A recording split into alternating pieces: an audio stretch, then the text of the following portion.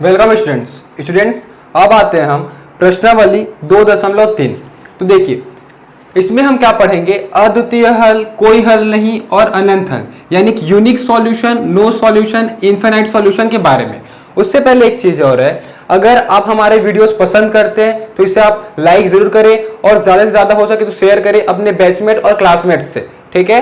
तो और सब्सक्राइब जरूर करें हमारे इस चैनल को। तो देखिए अब आते हैं हम प्रश्नावली 2.3।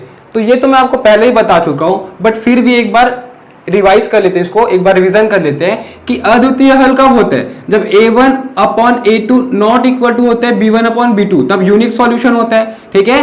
कोई हल नहीं कब होता है, यानी कि नो सॉल्यूशन, जब a1 a2 बराबर तो होता है b1 b2 से, बट बराबर नहीं होता c1 c2 से। और तीसरा क्या है, अनंत हल, यानी कि इनफिनाइट सॉल्यूशन, जब तीनों फ्रैक्शन बराबर होता है, यानी कि a1 अपॉन a2 बराबर होता है b1 अपॉन b2 से, और वो भी बराबर होता है c1 अपॉन c2 से। अब देखो यहाँ पे a1 a2 b1 b2 c1 c2 ये क्या चीज है, ये कैसे मिलता है वो समझते हैं।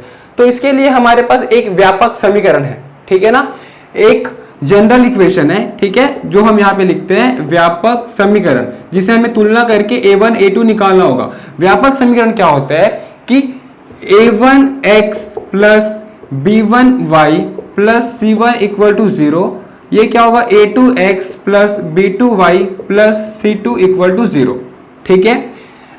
तो हमें दो समीकरण दिया रहेगा, एक समीकरण को इससे कंपेयर करेंगे और दूसरे को इससे कंपेयर करेंगे, वहां से हमें a1 a2 b1 b2 c1 c2 मिलेगा, और तीनों में से जो भी कंडीशन को सेटिस्फाई करेगा वो कंडीशन वहां अप्लाई होगा, उस प्रकार का हल होगा वो, ठीक है, उस टाइप का सॉल्यूशन होगा।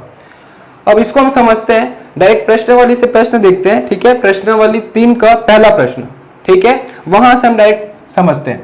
तो प्रश्न क्रमांक 1 क्या दिया हुआ है, दर्शाइए कि निम्नलिखित समीकरण निकाय एक अद्वितीय हल है। अद्वितीय हल यानी कि यूनिक सॉल्यूशन, यानी कि जो भी समीकरण दिया होगा उसमें ये कंडीशन अप्लाई होना चाहिए कि a1 by a2 is not equal to b1 by b2। तो ये हम कैसे जान सकते हैं, देखो क्या दिए समीकरण, 3x plus 5y equal to 12, 5x plus 3y equal to 4, ठीक है। हमें यहां दर्शाना है, हमें यहां शो करना है कि ये जो दिया गया इक्वेशन है, समीकरण, वो यूनिक सॉल्यूशन है, अद्वितीय हल है, यानी कि वो कंडीशन को फुलफिल कराना है। तो हम क्या करेंगे, सबसे पहले तो ये लिखेंगे, ठीक है, a1x plus b1y plus c1 equal to 0, a2x plus b2y plus c2 equal to 0 से तुलना करने पर, ठीक है। देखो जब तुलना करेंगे तो क्या होगा, पहला समीकरण को इससे तुलना करेंगे तो x का x है, x का कोफिशिएंट क्या है, गुणांक क्या है, इसका 3 है, और a1, इसका मतलब a1 बराबर 3 मिल गया हमें, ठीक है।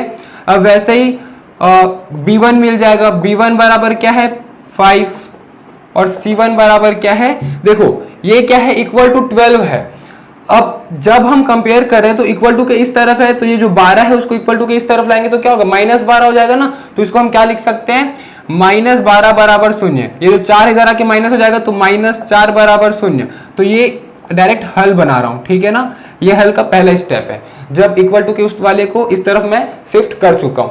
तो क्या होगा, अब c1 इक्वल टू -12 हो जाएगा, और c2 इक्वल टू क्या होगा, -4 हो जाएगा। वैसे ही a2 और b2 भी निकल जाएगा, a2 क्या होगा 5 और b2 क्या हो जाएगा 3। अगर यहाँ माइनस में होता है -3 तो b2 भी -3 होता, ठीक है। अब a1 b1 b2 c1 c2 ये सब तो वैल्यू मिल गया, हमें कौन सा कंडीशन दर्शाना है, अद्वितीय हल के लिए। तो हम यहाँ पे लिख देते हैं कि अद्वितीय हल, यानी कि यूनिक सॉल्यूशन में कंडीशन क्या होता है कि a1 upon a2 is not equal to b1 upon b2। Check करते हैं सही है कंडीशन, a1 का मान रखते हैं 3 और a2 का मान रखते हैं 5, तो 3/5 बराबर नहीं है किससे, b1/b2, यानी कि 5/3 से।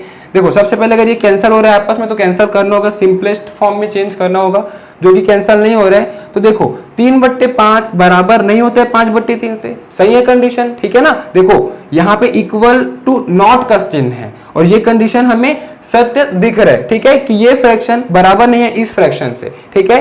तो हम यहाँ पे लिखेंगे कि अतः सत्यापित हुआ, क्लियर है। तो हम इसको कंक्लूजन मिलाते हुए बोल देंगे कि अतः समीकरण निकाय एक अद्वितीय हल है, क्लियर है। इस प्रकार से बनेगा यह प्रश्न। अब देखते हैं हम इसी का प्रश्न क्रमांक 2। देखिए क्या दिया हुआ है, समीकरण क्या दिया है, 2x - 3y = 5, 6x - 9y = 15।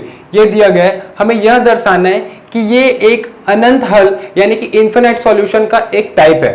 ठीक है, तो देखो उसमें भी वही स्टेप फॉलो करना है, a1 a2 b1 b2 c1 c2 का मान निकालना है। तो उसके लिए पहला स्टेप, ठीक है, तो डायरेक्ट हल बना रहा हूं मैं। तो हल का पहला स्टेप क्या होगा, सबसे पहले व्यापक समीकरण से कंपेयर करेंगे। तो उसके लिए c1 = किस तरफ होना चाहिए, तो ये उस तरफ है, तो इसको इस तरफ लाएंगे तो क्या होगा, +5 है, इधर आके -5 हो जाएगा। तो क्या लिख देंगे, -5 = 0, +15 इधर आके -15 हो जाएगा, क्या होगा, -15 = 0। क्लियर है ना, जो इक्वल टू के उस तरफ था वो इस तरफ आ गया। अब देखो, अब इसको हम कंपेयर करेंगे इसके व्यापक समीकरण से।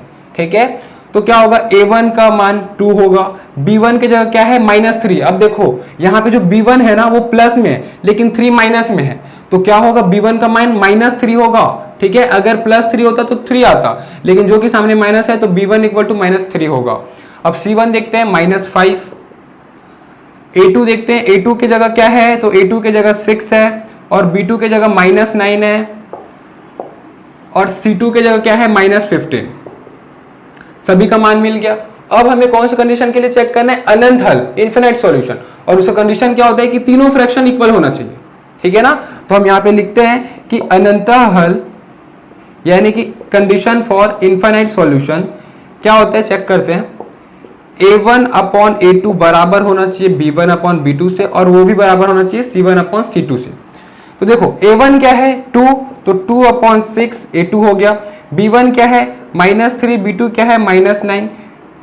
अब c1 क्या है, -5, और c2 क्या है, -15। अब देखो ये किससे कटेगा, दो सब सिंप्लीफाई अगर होगा तो उसको हम सिंप्लीफाई कर देना, सरल कर देना। ठीक है, आपस में तो 2 एकम 2, 2 तिया 6, तो 1/3 हो गया।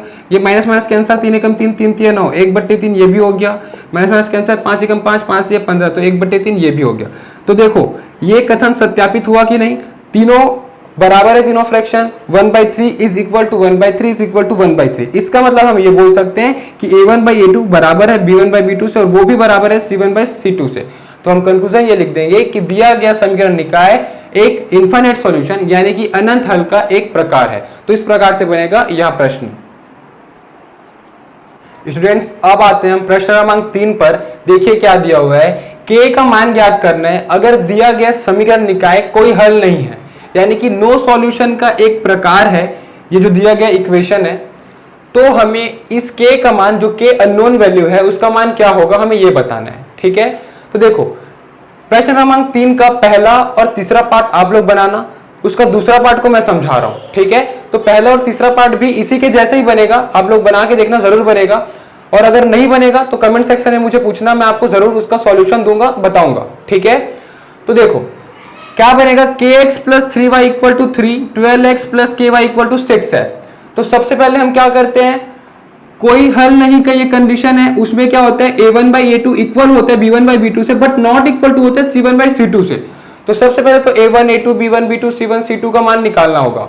तो सबसे पहले हम क्या करेंगे, कंपेयर करेंगे, और कंपेयर किससे करेंगे, व्यापक समीकरण। तो हमें क्या लिखना है, व्यापक समीकरण, फिर इसको लिखना है, फिर क्या लिखेंगे, तुलना करने से। ठीक है ना, तो जब तुलना करेंगे तो क्या होगा, a1 बराबर क्या होगा, k हो जाएगा। ठीक है ना, और b1 बराबर क्या होगा, 3 होगा, और c1 क्या हो जाएगा, देखो ये +3 है, इक्वल टू किस तरफ जाएगा, -3 हो जाएगा। तो -3 हो जाएगा ना, -3 = 0 हो जाएगा। +6 इस तरफ आके -6 = 0 होगा, तो -6 = 0 हम ऐसा बोल सकते हैं। a2 क्या हो जाएगा, 12 हो जाएगा, और b2 k हो जाएगा क्योंकि ये भी k दिया हुआ है, और c2 क्या हो जाएगा, -6। क्लियर है।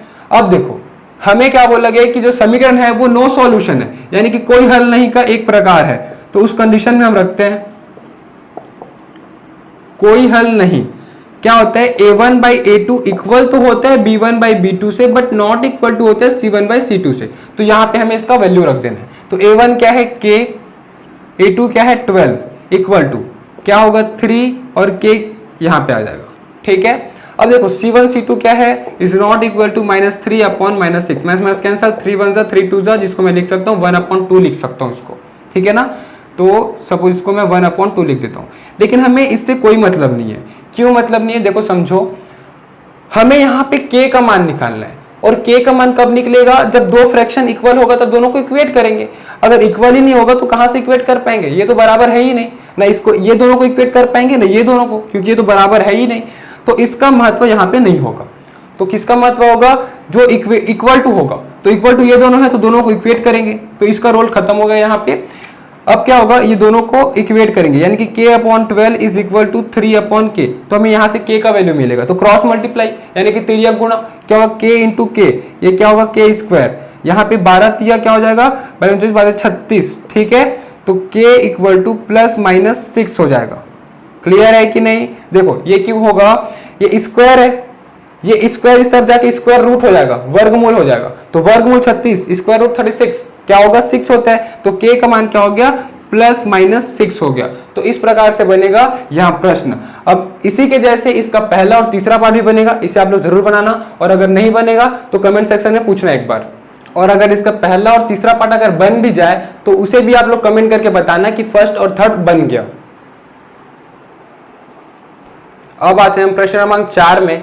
देखिए क्या दिया हुआ है, इसका पहला पार्ट मैं हल कर रहा हूं, ठीक है। बाकी का तीनों पार्ट आप लोग हल करना, अगर बनेगा तो ठीक है, आप लोग बता देना कि बन गया करके। अगर नहीं भी बनेगा फिर भी कमेंट में एक बार पूछ लेना, मैं आपको जरूर उस पर एक वीडियो बनाऊंगा या आपको डाउट को क्लियर करूंगा, ठीक है। देखो पहला क्या दिया, kx plus 2y equal to 5। अब सेकेंड समीकरण क्या दिया हुआ है, 3x plus Y equal to 1। हमें यह बोला गया है कि यह एक अद्वितीय हल का एक प्रकार है, तो k का ऐसा क्या मान होगा जब ये यूनिक सॉल्यूशन यानी कि अद्वितीय हल होगा। तो हम इस k का वैल्यू फाइंड आउट कर रहे हैं, ठीक है ना। तो देखो यहाँ पे ना उल्टा होगा, ये दोनों सॉल्यूशन के बराबर में अगर हम कंपेयर करें तो उल्टा होगा। क्यों उल्टा होगा, क्योंकि यहाँ पे कभी इक्वल टू का साइन नहीं है, इक्वल टू नॉट का है। इसका मतलब हमें यहाँ पे k का एक ऐसा मान मिलेगा जो बराबर नहीं होना चाहिए। इसका मतलब जो k का मान मिलेगा ना, उसके अलावा कोई सा भी वहां पे अगर हम मान रखे जो k का मान है, सपोज अगर इसको मैं हल करूंगा, k का मान सपोज 3 आ गया, तो 3 तो क्या होगा, k is not equal to 3, यानी कि k का मान 3 नहीं होना चाहिए। उसके अलावा जो भी मान हुआ उसके लिए वह अद्वितीय हल होगा, लेकिन बस k is not equal to 3 होना चाहिए, ठीक है। इसका मतलब k का मान अगर 3 होगा तो वह अद्वितीय हल नहीं होगा, उसके अलावा k का कोई भी मान हो वहां एक अद्वितीय हल होगा, ऐसा होगा, ठीक है। तो देखते हैं, इसको हल करते हैं। क्या होगा, पहला दिया हुआ है, दूसरा दिया हुआ है समीकरण, कंपेयर करेंगे तो फिर क्या लिखेंगे, देखो व्यापक समीकरण, ये दोनों समीकरण से तुलना करने पर तुलना करेंगे तो a1 आएगा और फिर b1 आएगा। तो a1 क्या है k और b1 क्या है 2 और c1 क्या होगा +5, इधर जाके -5 हो जाएगा, ये हो जाएगा -5। और a2 क्या है 3, b2 इक्वल टू y के सामने कुछ भी नहीं है मतलब कि 1, और c2 क्या है +1, इधर जाके -1 हो जाएगा। अब अद्वितीय हल का हम कंडीशन लगाएंगे, यानी कि यूनिक सॉल्यूशन का क्या होता है, a1 upon a2 is not equal to b1 upon b2। तो a1 क्या है k, a2 क्या है 3 is not equal to b1 क्या है 2 अपॉन 1। तिर्यक गुना होगा, क्रॉस मल्टीप्लीकेशन, तो क्या होगा k इंटू 1, ये हो जाएगा k is not equal to 3 2 6। तो k is not equal to 6। यह इसका मतलब क्या है, यहां हम कंक्लूजन में क्या लिखेंगे कि अतः k का मान 6 नहीं होना चाहिए, ठीक है। तो हम क्या लिखेंगे, अतः k का मान 6 के अलावा कोई भी वास्तविक संख्या रियल नंबर के लिए दिया गया समीकरण अद्वितीय हल का एक प्रकार होगा। तो इस प्रकार से बनेगा यहाँ प्रश्न। इसका बाकी पार्ट भी इसी प्रकार से ही बनेगा, k का जो भी मान होगा उसके अलावा अगर कोई भी नंबर रखेंगे तो जो दिया गया समीकरण है वो अद्वितीय हल होगा, लेकिन जो आएगा k is not equal to suppose 4 5, वो बस संख्या के लिए ये जो समीकरण है वह अद्वितीय हल नहीं होगा, ठीक है। समझ में आया।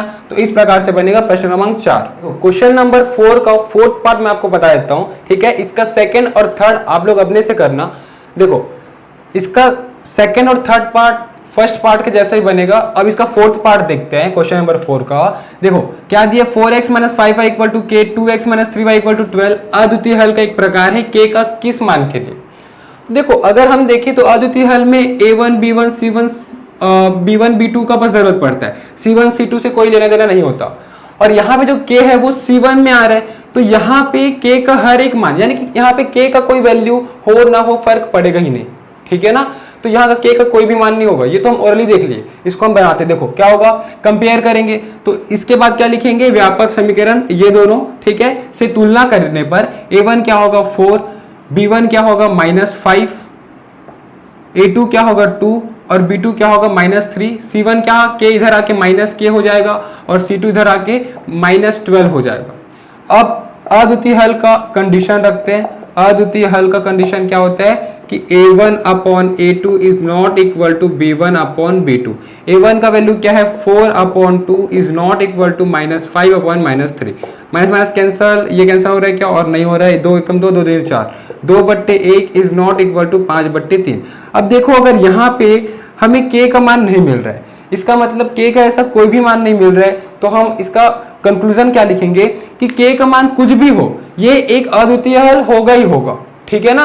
तो इसका कंक्लूजन हम क्या लिखेंगे, अतः k के हर मान के लिए, ठीक है, कोई भी मान हो, तो अतः k के हर मान के लिए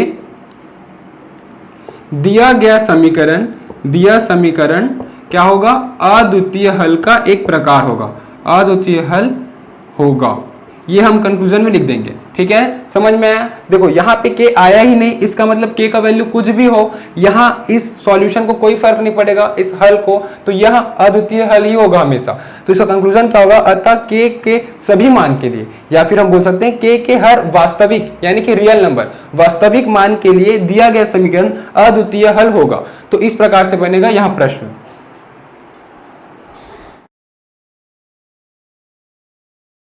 इस चैप्टर के नोट्स के लिए नीचे दिए गए डिस्क्रिप्शन बॉक्स पर लिंक दिया गया है, वहां क्लिक करिए और इस चैप्टर के सभी वीडियोस के लिए ऊपर जो प्लेलिस्ट शो हो रहा है वहां क्लिक करिए और हमारे इस चैनल को सब्सक्राइब करने के लिए हमारे चैनल के लोगो पर क्लिक करके इस चैनल को सब्सक्राइब करिए। Thank you.